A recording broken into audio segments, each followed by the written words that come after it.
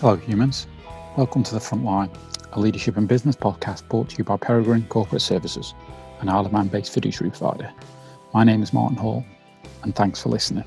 So today I'm joined by Jonathan from Sanctrum Healthcare. Thanks for joining us today, Jonathan.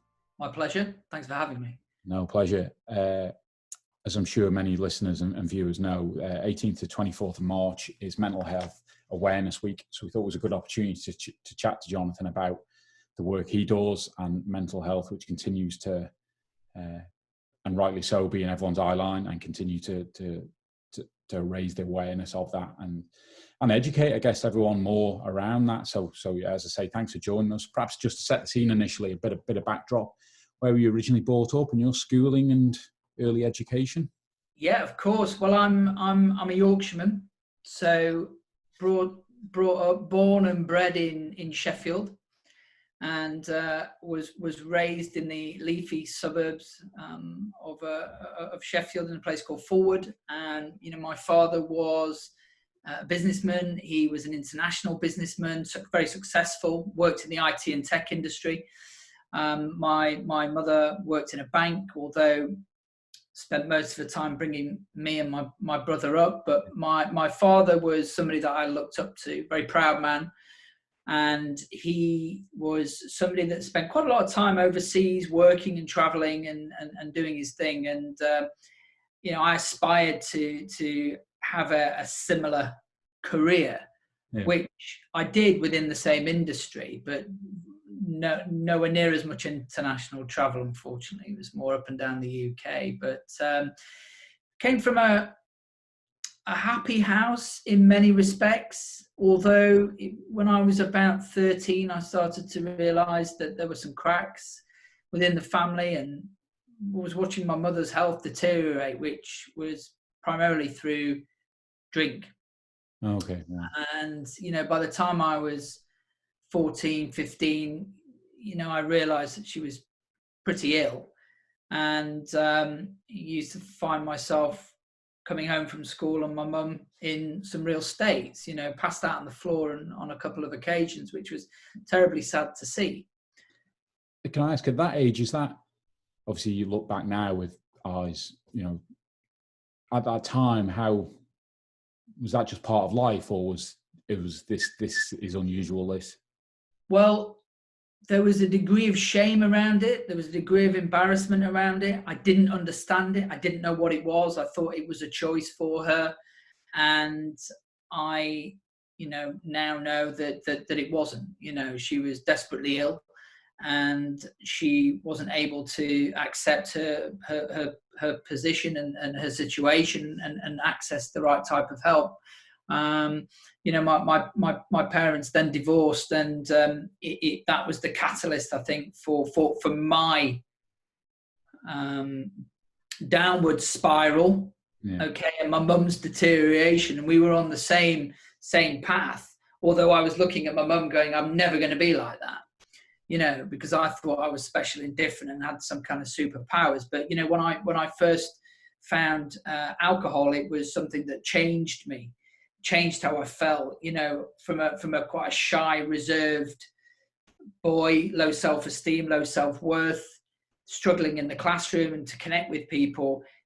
Putting a drink inside me lit me up like a Christmas tree. Right. Okay.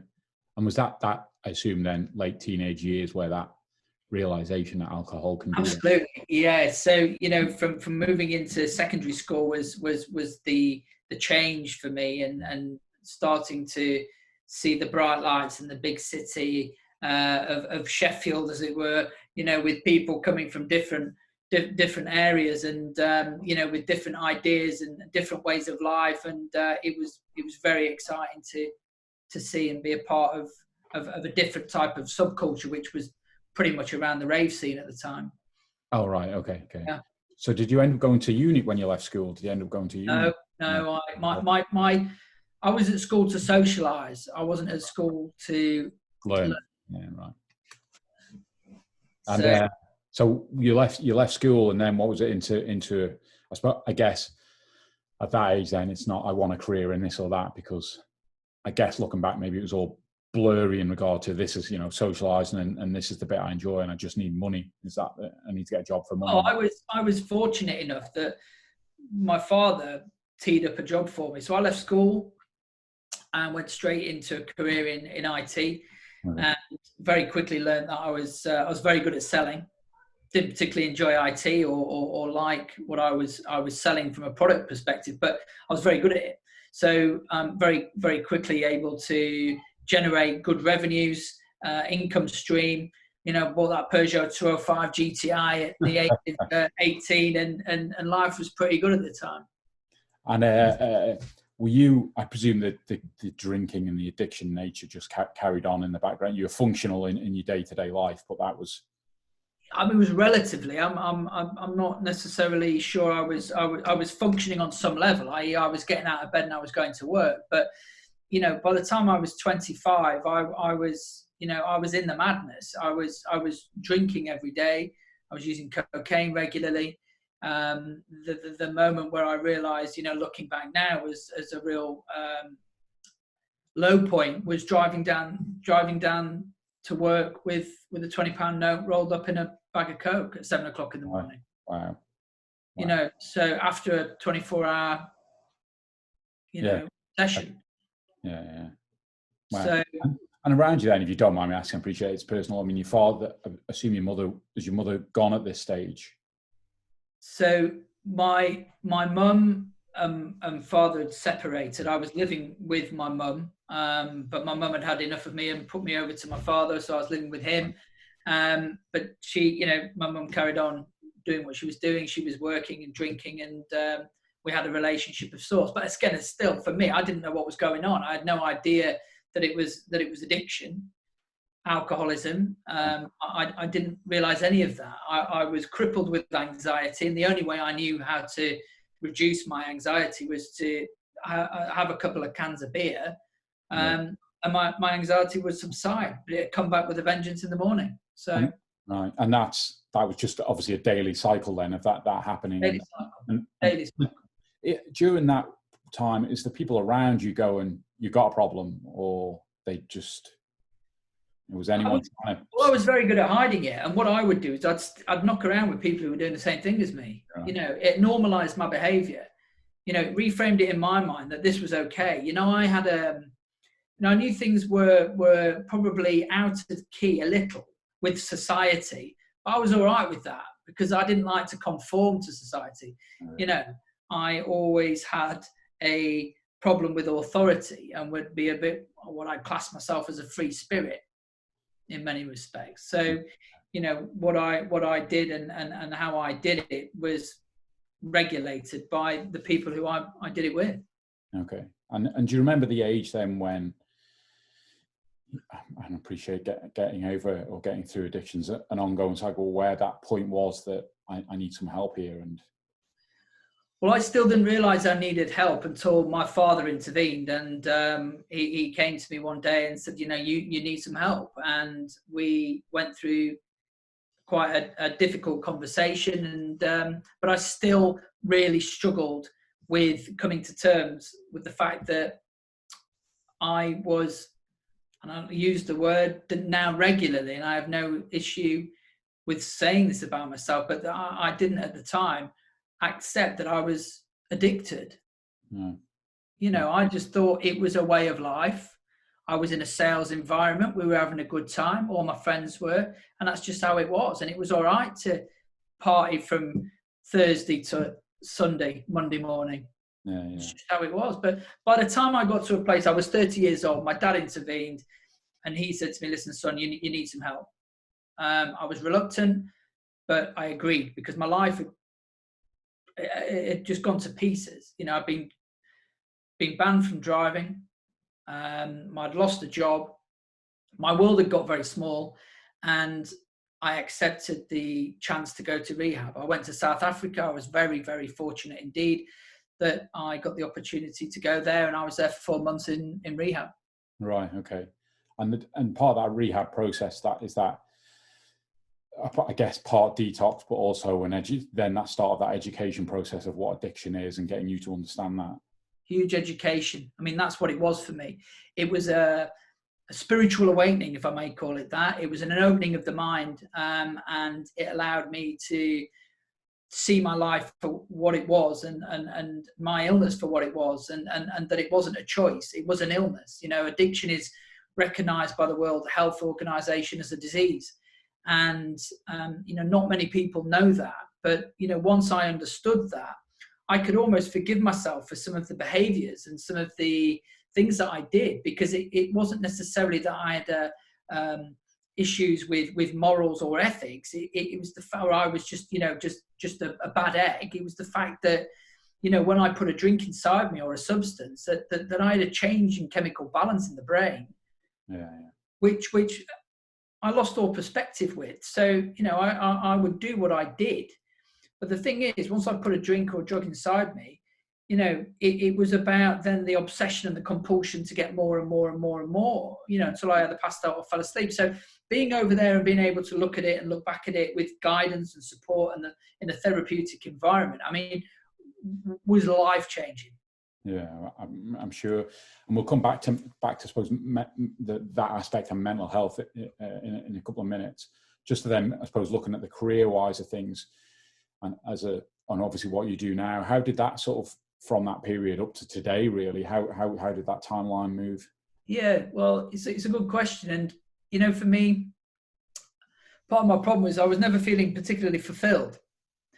When money becomes the only single factor for work, it starts to beg the question as to whether it's right for me. And that's what happened. I'd set up my own business and things were going really well. But that business, unfortunately, I had to put into voluntary liquidation. But that was also due to a relapse where I'd picked up drink again. So everything changed again. But at the time I got back into recovery and stopped drinking was at that time I decided to move into mental health and work. And, my primary purpose really in life now is to help the still suffering. And those people who've got poor mental health or addictions, to show them there's a way out of it, really. And that's what I did. And through my experience, and then through my network, and then through my development of knowledge in this space, I was able to start to build a new career for myself, which is one that works with businesses, commercial businesses, and works with ultra high net worth families, and those people that need absolute discretion and off-grid support. And that, well, can you maybe talk a little bit more about how that process works? Is that, so maybe you go into a company with 40 employees to try and help the employees roll out a program? How does that, and similar with that, with I guess dealing with individuals who want discretion at a high level? Well, the how, at the end of the day, the solution's the same, whether you're working with somebody in a business or you're working with an individual private family. What needs to happen is pretty much the same. Of course, there are different levels of exposure and different levels of illness and where people are on their journey. We can talk about, going into a business and being able to provide education, workshops, and being able to share experience, but also, helping people to come up with a very robust strategy that will help them to ultimately, from a commercial aspect, save money, for example. Because if we're putting in a very solid framework to support employees who may be challenged with, anxiety, for example, or depression, whether that be work-related or whether that be from a bereavement or a family issue, whatever it might be, we are able to work with them and create a solution that's right fit for that business and then for that individual. Yeah. So what we're all about doing is providing very bespoke services for mental health and addictions. Okay. So we've got a business that is regulated by the CQC, which is the Care Quality Commission. They regulate all NHS and private independent hospitals.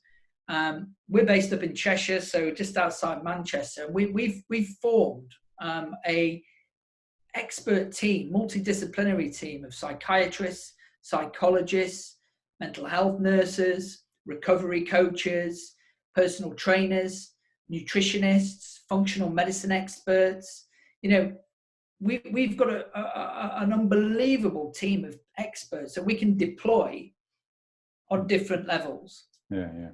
So whether it's working with an exec team, board level, shop floor, you know, we can create something that meets the needs. Yeah, okay. And then expand a bit. You touched in there about levels of mental health. Where, when you look at that scale, where, I suppose it's so broad, isn't it? From people like you mentioned there, I guess on not one end of the scale, but there's an element of they've got some small level of anxiety, perhaps when the stress in the environment that brings on poor mental health to I guess the other, or the other, not the other end, but more on the other side of the scale of addiction side of things. So I assume you see a full scope of that. Absolutely. I mean, low level anxiety, you know, needs a solution. Full blown alcoholism needs a solution. You know, being able to create that dependent on the individual's needs is certainly something we can do. I mean, if you give you an idea, 1 in 6 workers experience depression, anxiety, or unmanageable stress at any one time. You know, that's a big number. Yeah, I was going to say, I'd imagine there's a lot that's, I use the word undiagnosed. People just think this is just part of life, and I need to get through it. And well, there is that, and unfortunately, we see, and I know through my own experiences that through fear we accept the situation that is presented. You know, I remember some mornings when the anxiety was really high, not being able to get out of the house and having to crawl on my hands and knees to get into my car, to drive to work, and then experiencing unbelievable physical pain, heart murmurs. You know, it was awful. And, you know, that was my experience with anxiety. You know, there are different levels of anxiety, and there are different levels of stress. You know, there are different levels of trauma, how you may experience something versus how I may experience the same thing. Maybe very different. You know, when we talk about trauma, we don't necessarily need to have witnessed death. You know, trauma could be something, you know, much less significant than that, but affects me greater than you seeing that. Yeah.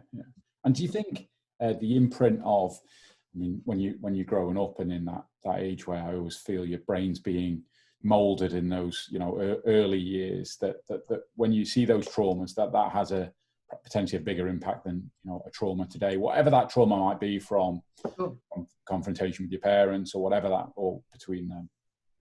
Agree completely. I mean, we work with many clients, and we're always looking for what we call as adverse childhood experiences. Those things that will have shaped us in some way, shape or form, whether that's from a parental perspective, or that's something that happened at school from an authority figure, or whether that's us from being bullied, or something, you know, that we found difficult to deal with at that time, that we internalize rather than externalize through conversation, because trying to find the words sometimes can be extremely difficult. So burying that, not acknowledging it, or ever opening up, as we can sometimes describe as Pandora's box, for fear of what might happen or come out.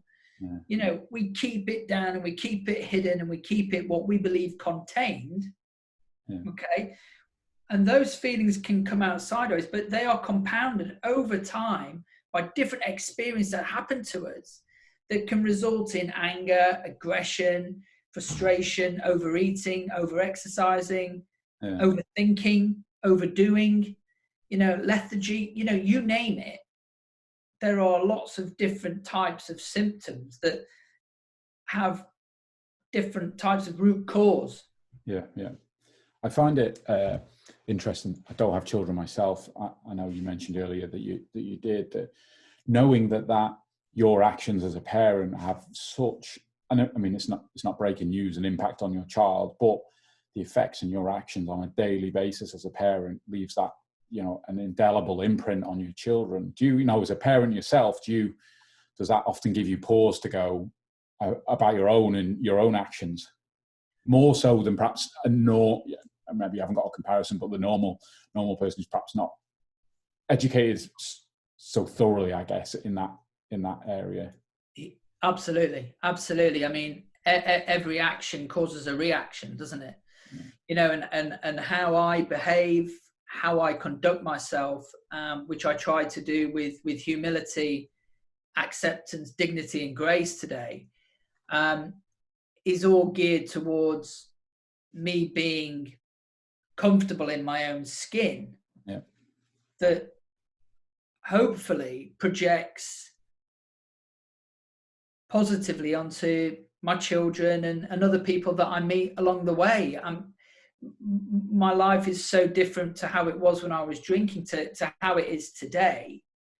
And for me, as I talked about, my primary purpose in helping others, if I'm able to reduce the stigma in my own household around addiction and mental health, okay, and have the ability to share openly about what happened for me and to me, hopefully we'll break the cycle, or at very least, be able to allow my children to know that it's okay to talk and that it's good to talk.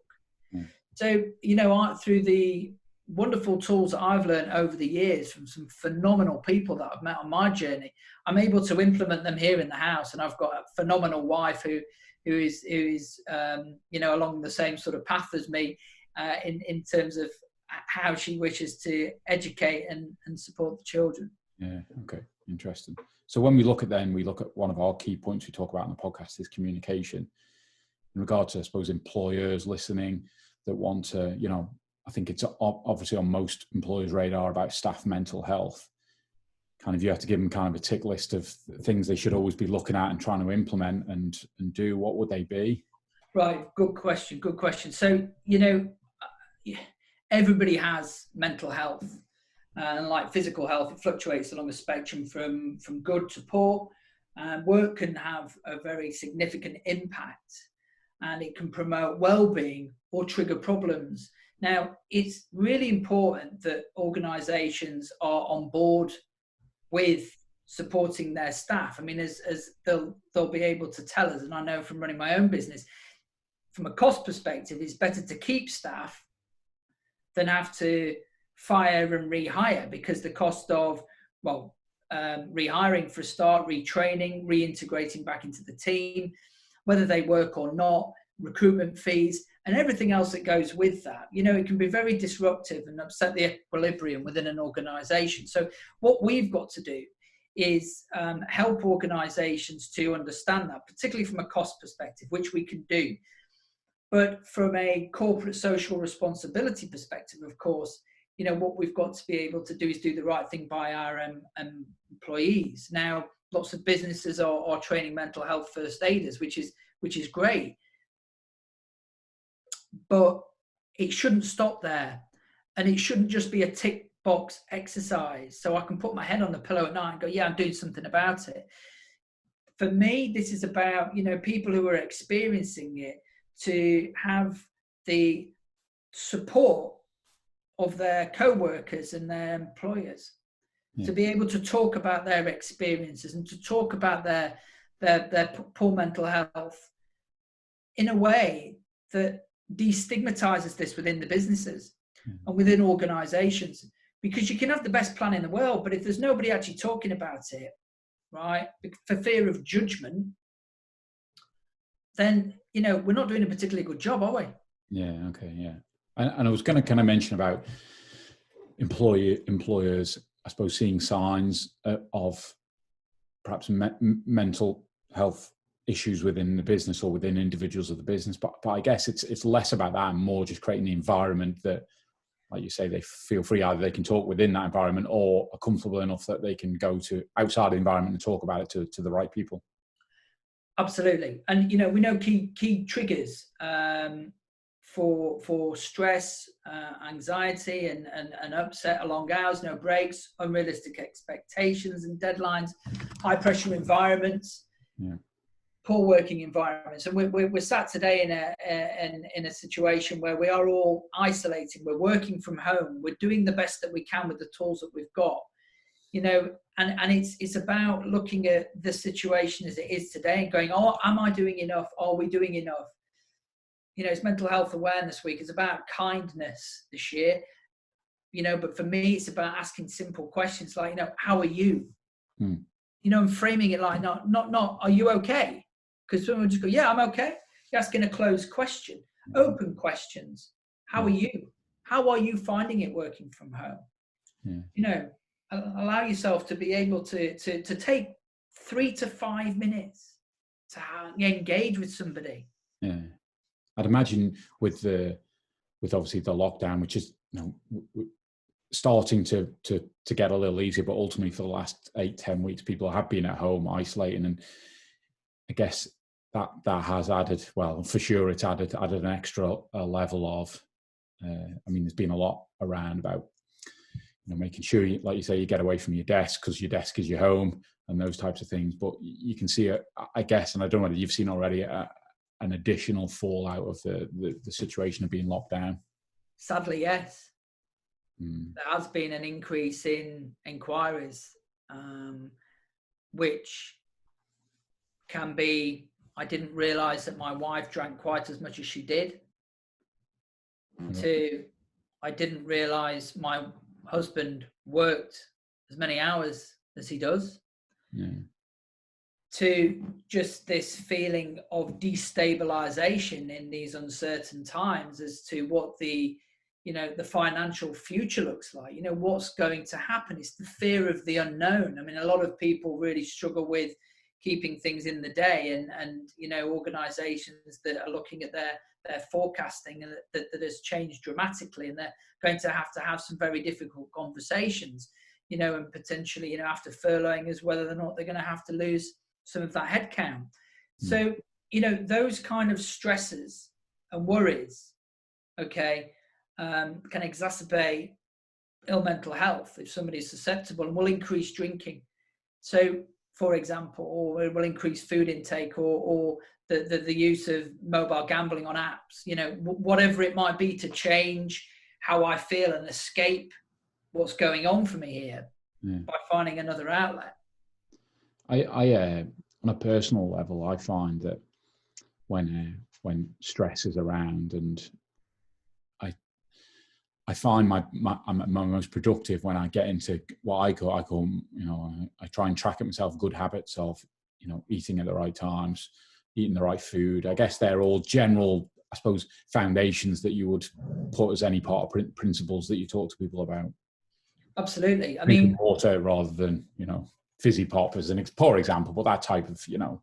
Well, of course. I mean, in every situation, it's important to understand you, for example, and rather than having a sort of a very general, you know, everybody should be doing this or everybody should be doing that, because, you know, what somebody eats may be good for one, what somebody eats maybe not so good for the other, you know, and this is the, I suppose, the piece that makes us very different to traditional providers in this industry, is that we offer a very comprehensive assessment, you know, from a psychological, physical, emotional and spiritual perspective, to look at things like DNA and genetic markers.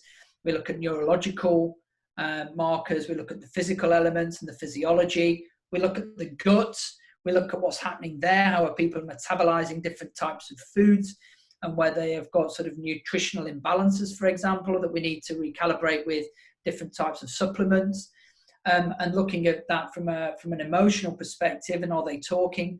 Are they able to, you know, appropriately communicate what's going on for them in a way that allows them to feel comfortable and confident that they are able to reach out, you know, looking at that spiritual intervention, looking at yoga, meditation, mindfulness. That, I mean, there are so many things that each person could look at. And it's wonderful to have all these options available to us today, because many people will say, oh, I've got a therapist. And you go, okay, what's your therapist for? What does your therapist specialize in? What does your therapist do? What are their qualifications? What have you gone to them with? What's your presentation? And sometimes the match can be, miles apart. Which can sometimes have an adverse effect.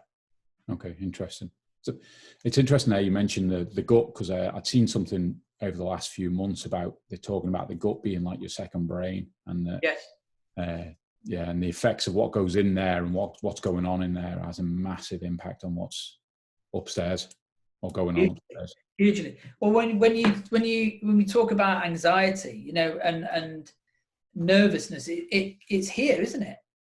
Yeah. It comes from here.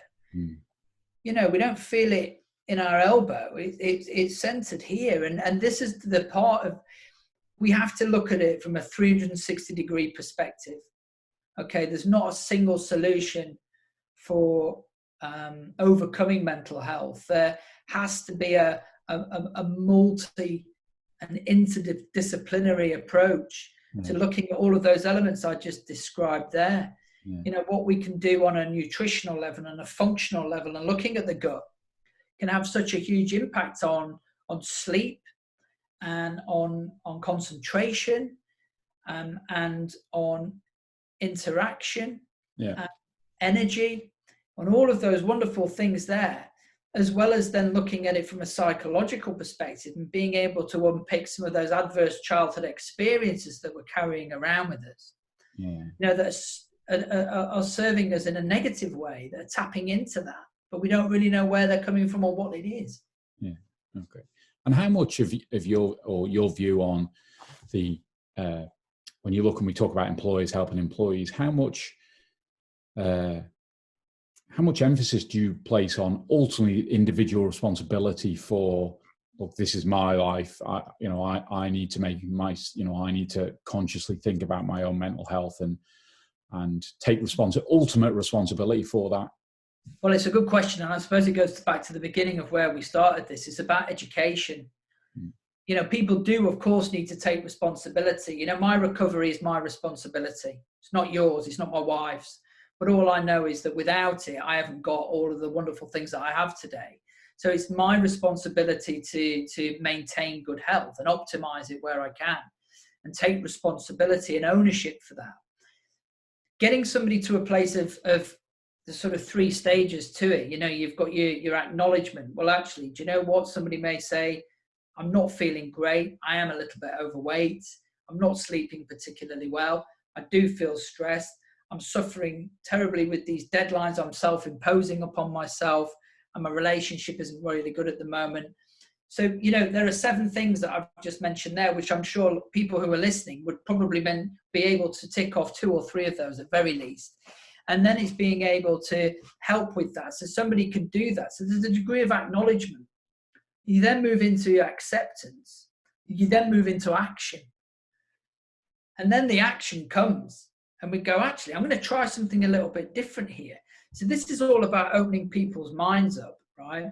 You can't graft new ideas on a closed mind. And if so, we only know what we know. And if we're from an environment that it's okay to drink, it's all right to shout, it's all right to be angry, because we normalize it, because my family are like that, my friends are like that, it's just how it is. It's an aggressive environment, whatever it might be, we're accepting of that. Not until we see something else and how it is, are we able to then think about how that might impact us in a positive way. So it's all about education. It's all about being able to help somebody feel comfortable to approach the business, HR, or an independent service that are supporting them with a concern that they may have got. Yeah. Okay. I think there's loads more we could dig into. I don't want to keep people's time up. So no, I appreciate it. Generally speaking, people want to reach out to you. What's the best way they can reach out to you, Jonathan? Yep. They can email me. That's no problem at all. Shall I give you my email address? We'll add it. I'll get it offline, and we'll add it in the footer of the notes. Yeah. So obviously, you've got a website, I guess we can direct people to. Yeah, we have sanctumhealthcare.co.uk. You can email me, you can phone me. It's always good. We're happy to have the conversation in the first instance, whether you're an individual or whether you're a business. If you want to call, have a chat, just share some information and we can talk it through and find out whether we're a good fit. If we're not, we'll signpost you to somebody that is. Yeah. Again, it's about that, like you say, about that education, isn't it? Yeah, ask the question. That's what we've got to do. Just ask the question. Great. Well, thanks for joining us today. It's much appreciated of your time. Thank you. It's been a pleasure. Thank you for listening, everyone.